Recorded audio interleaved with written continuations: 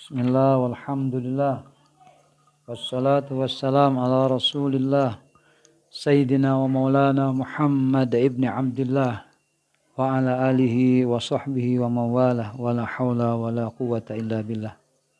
Amma ba'd.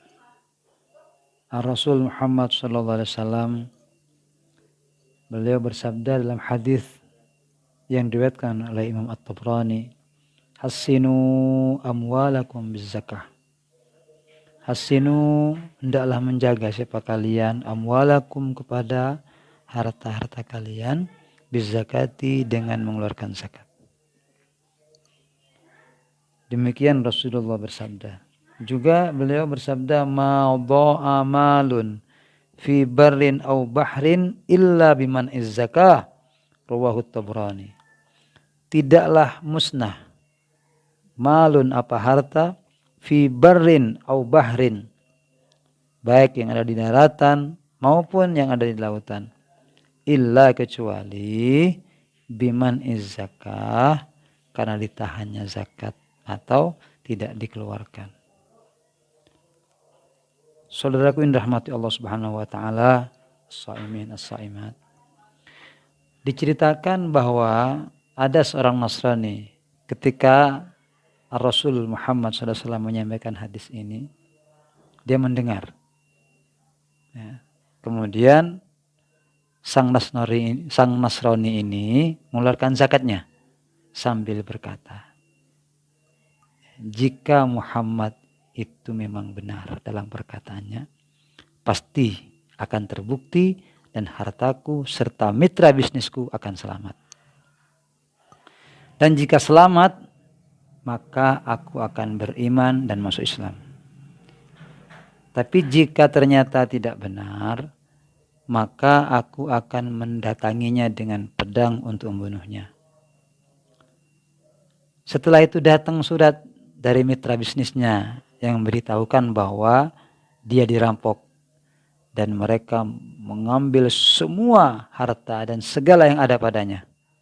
Maka spontan dia berkata, Muhammad kadzab fi qaulih. Muhammad telah berbohong dengan perkataannya yang mengatakan hassinu amwalakum bizzakah.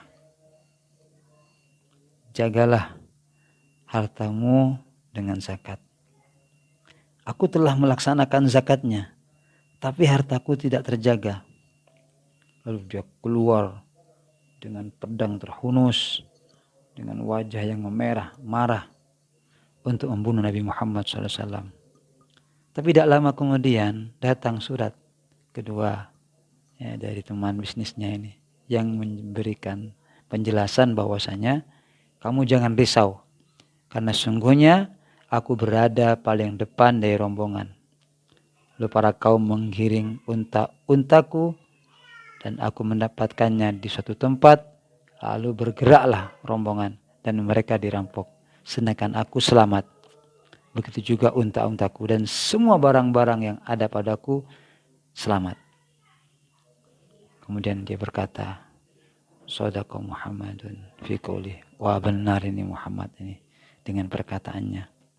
Sungguh dia benar-benar seorang nabi. Lalu dia datang kepada Rasulullah dan masuk Islam. Subhanallah. Ini barokah dia yang mengeluarkan zakat. Hartanya dijaga oleh Allah Subhanahu wa taala walaupun dia bukan seorang mukmin.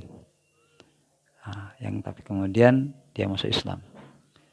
Saudaraku yang dirahmati Allah Subhanahu wa taala, ketika kita ingin memiliki apa saja dijaga oleh Allah Subhanahu wa taala, maka keluarkan zakat. Keluarkan sedekahnya, maka anugerah itu akan dijaga oleh Allah Subhanahu wa taala. Itu benteng pertahanan dengan anugerah Allah yang telah diberikan kepada kita. Sekaligus zakat yang kita keluarkan atau sedekah itu tidak hanya menjadi benteng, tapi akan menumbuhkan harta kita dengan beragam keberkahan. Jadi inilah kenapa Allah Subhanahu wa taala mewajibkan kepada kita untuk zakat. Inilah kenapa Rasul Muhammad SAW mewajibkan dan mencontohkan kepada kita untuk berzakat. Inilah kenapa Islam juga mewajibkan kepada umat Islam untuk mengeluarkan zakat. Di samping bentuk kepedulian kita kepada orang-orang yang tidak mampu, ternyata banyak hikmah yang akan kita dapat dengan cara mengeluarkan zakat. Maka saudara-saudaraku yang dirahmati Allah Subhanahu wa taala, marilah kita yang punya kewajiban untuk mengeluarkan zakat, kita keluarkan. Yang mungkin belum, kita sedekah dengan apa yang kita punya. Karena itu akan kembali kepada kita masing-masing.